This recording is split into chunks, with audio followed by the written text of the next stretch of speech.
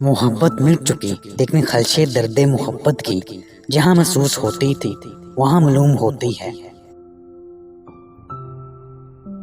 بلخ کا شہر عروس البلاد کے نام سے مشہور تھا۔ موسم گرما میں دور دراز علاقوں سے سیاحوں کے قافلے چلے آتے تھے۔ خراسان کی طرف سے ایک قافلہ اترا، اس میں ایک حسین اور خوبصورت نوجوان بھی تھا۔ شکستہ پیرہن، بکھرے بال، اداس آنکھیں اور پسر مردہ صورت سے معلوم ہوتا تھا کہ انتہائی مسکین ہے۔ شاہی باغ کے قریب ہی اس نے اپنی کٹیا بنا لی اور وہیں رہنے سہنے لگا۔ دن بھر شہر کا گشت کرتا اور شام سے پہلے ہی جھونپڑی میں لوٹ آتا۔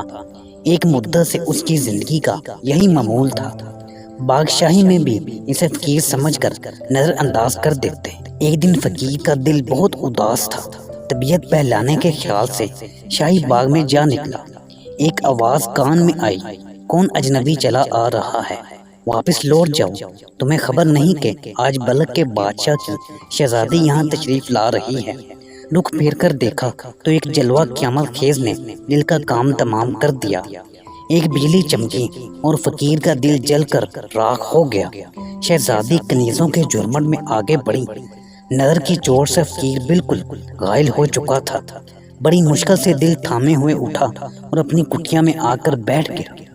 دل کا چین لٹ گیا، آنکھوں کی نیند بھی اڑ گئی۔ عشق کی چنگاری دل کے قریب سلگتی رہی۔ عشق کا اضطراب بڑھتا گیا۔ اس حالت میں کئی مہینے گزر گئے۔ کبھی باد صبا سے ہم کلامی، کبھی مکمل سکوت۔ تنہائی سے پیار زندگی کا عجیب حال ہو کے رہ گیا۔ حسب معمول سلطان بلخ کا دربار لگا ہوا تھا۔ فریادیوں کے مقدمات کی سماعت شروع ہو چکی تھی۔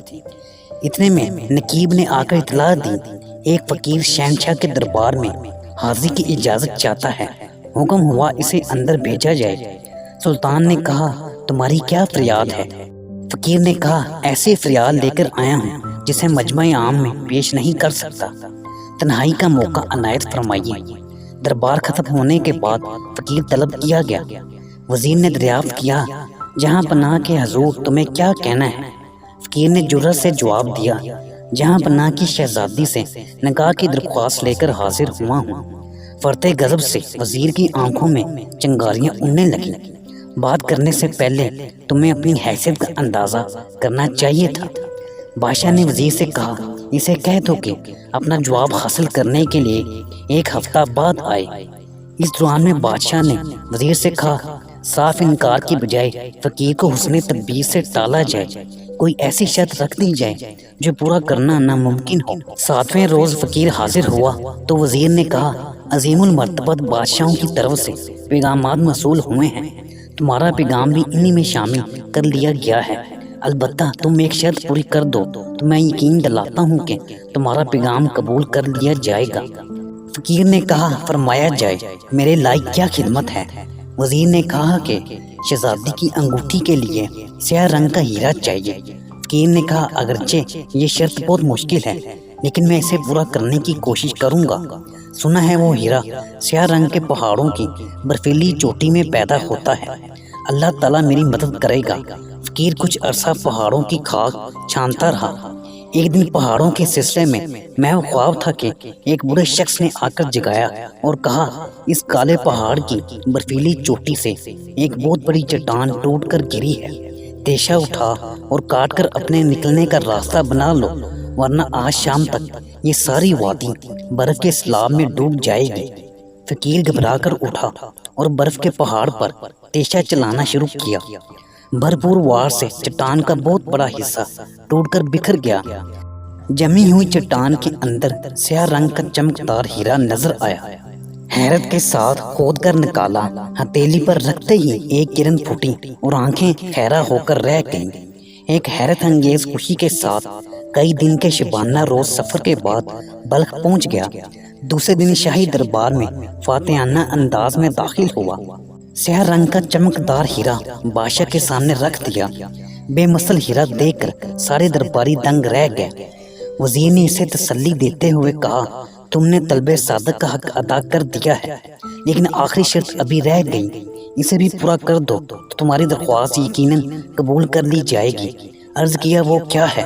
وزیر نے کہا شہزادی کے کان کے اویزوں کے لیے 2 بڑے سفید موتی مطلوب ہیں۔ فقیر آج دوسری مرتبہ غائل ہوا لیکن مایوس نہ تھا۔ صبح ہوئی تو اللہ کا نام لے کر عشق کی آخری مہم پر روانہ ہو گیا۔ کئی دن چلنے کے بعد سمندر کے کنارے پہنچ کر دم لیا۔ آنکھوں نے آسمان کی طرف دیکھا تو سمندر ابل پڑا۔ نظر جھپکی تو موجوں کا ایک ریلا جگمگاتے ہوئے موتیوں کا ڈھیر کنارے ڈال کر واپس جا رہا تھا۔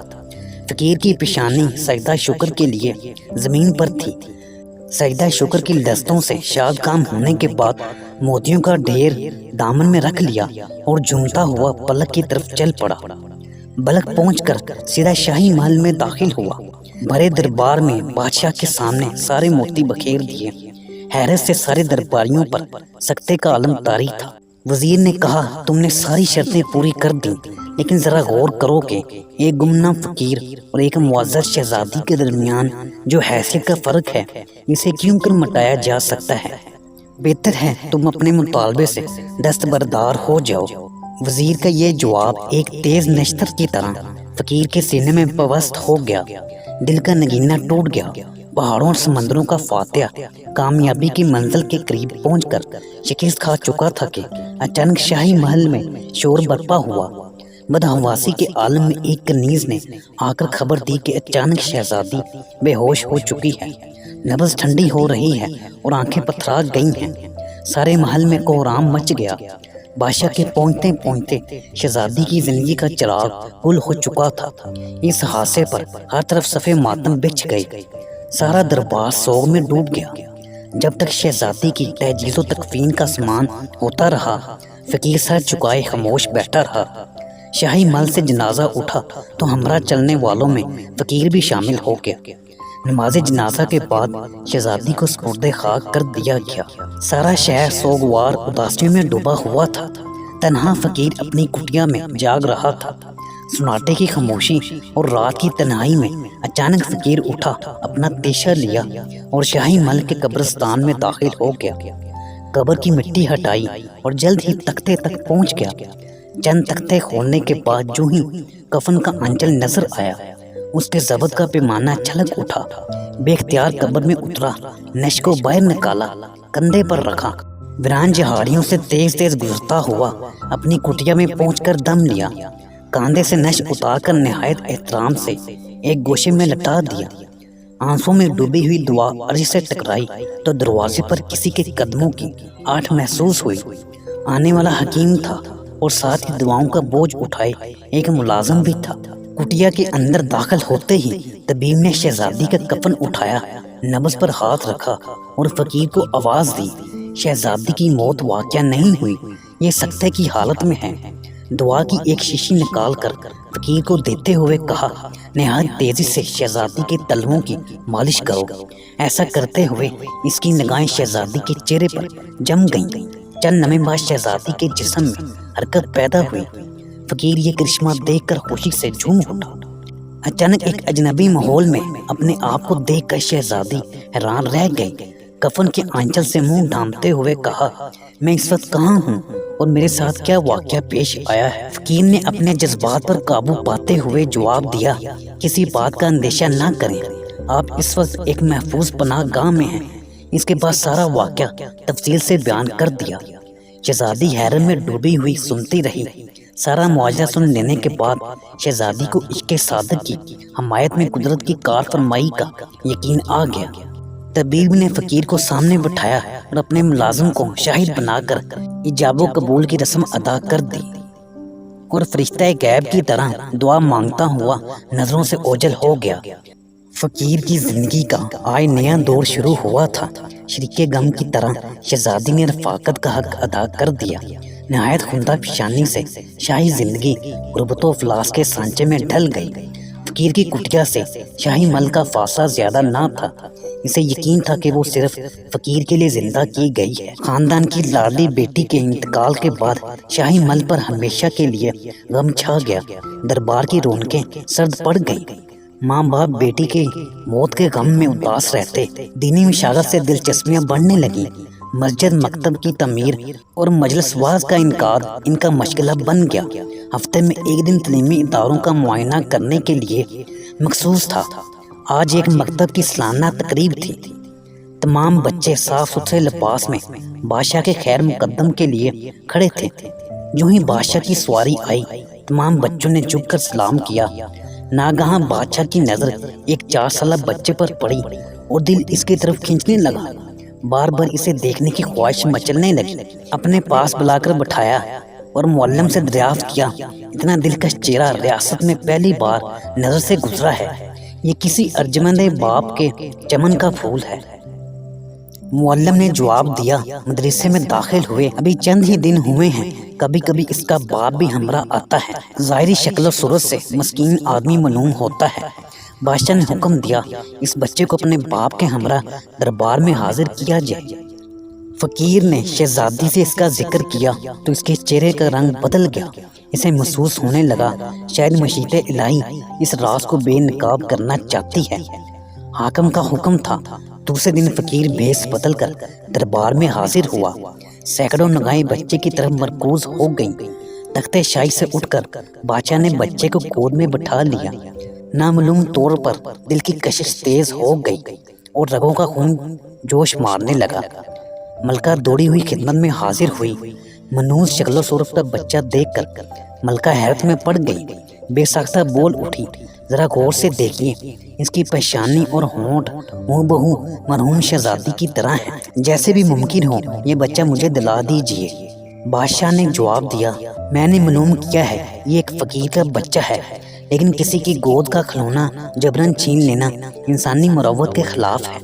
ملکہ نے درمیان میں مداخلت کرتے ہوئے کہا، لیکن ایسا کرنے میں کیا حرج ہے کہ اس کے والدین کو بھی رہائش کا انتظام کر دیا جائے۔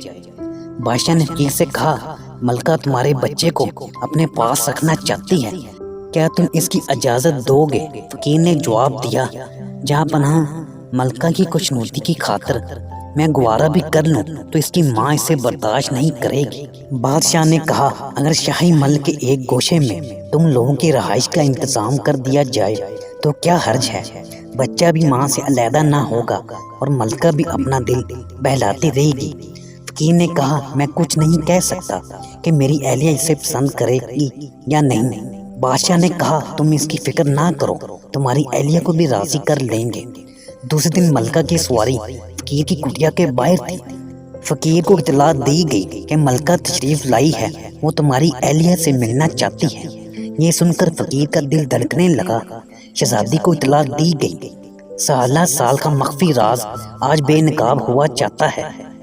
اب چھپنے کی کوئی گنجائش باقی نہ رہ گئی تھی۔ ملکہ جب کٹیا میں داخل ہوئی تو شہزادی دم بخود کھڑی تھی۔ پہلی نظر پڑتے ہی آنکھ جھپک گئی، دوبارہ کھلی تو سکتے کا عالم طاری ہوا۔ تھوڑی دیر بعد منہ سے ایک چیخ نکلی۔ شہزادی کی فوراً ہی دوسری چیخ بلند ہوئی، دفنائی ہوئی بیٹی کیوں کر زندہ ہو سکتی ہے؟ ایک ناممکن بات کبھی واقعہ نہیں ہو سکتی، یہ صرف نظر کا دھوکہ ہے۔ ملکہ نے آنکھیں پھاڑ پھاڑ کر دیکھنا شروع کیا، کیا واقعی شہزادی ہو؟ میری لگتے جگر ہو، سچ بتاؤ تم کون ہو؟ شہزادی نے بھرائی ہوئی آواز میں کہا، یقین کیجئے میں سچ مچ آپ کی شہزادی ہوں، میں آپ کی وہی بدنصیب بیٹی ہوں جسے مردہ سمجھ کر دفنا دیا گیا تھا۔ کرشمہ قدرت سے دوبارہ جی اٹھی ہوں، صرف ایک سچے اللہ والے فقیر کے لیے زندہ کی گئی ہوں۔ اس کے بعد شہزادی نے تفصیل سے ساری سرگزشت بیان کر دی۔ اب بات کٹیا سے باہر نکل چکی تھی۔ بجلی کی طرح سارے شہر میں یہ خبر پھیل گئی کہ 4 سال کی مری ہوئی شہزادی اچانک جی اٹھی ہے۔ بادشاہ نے سنا تو خوشی سے پاگل ہو گیا۔ یہ سن کر سارا شہر فقیر کی کٹیا کی طرف چل پڑا۔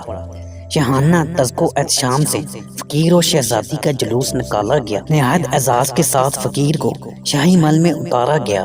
اب وہ فقیر نہیں تھا بلکہ سلطنت کی آنکھوں کا تارا تھا، بادشاہ کا ولی عہد اور بلخ کا بادشاہ تھا۔ تاریخ ولایت میں اس فقیر کا نام حضرت ابراہیم ادم بلخی رحمۃ اللہ علیہ مشہور ہے۔ ہماری آج کی ویڈیو یہیں تک تھی۔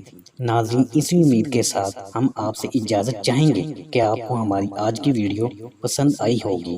ملتے ہیں بہت جلد ایک نئی معلوماتی ویڈیو کے ساتھ، تو دیکھتے رہیں اسلامک ڈائری۔ اللہ آپ کا حامی و ناصر ہو۔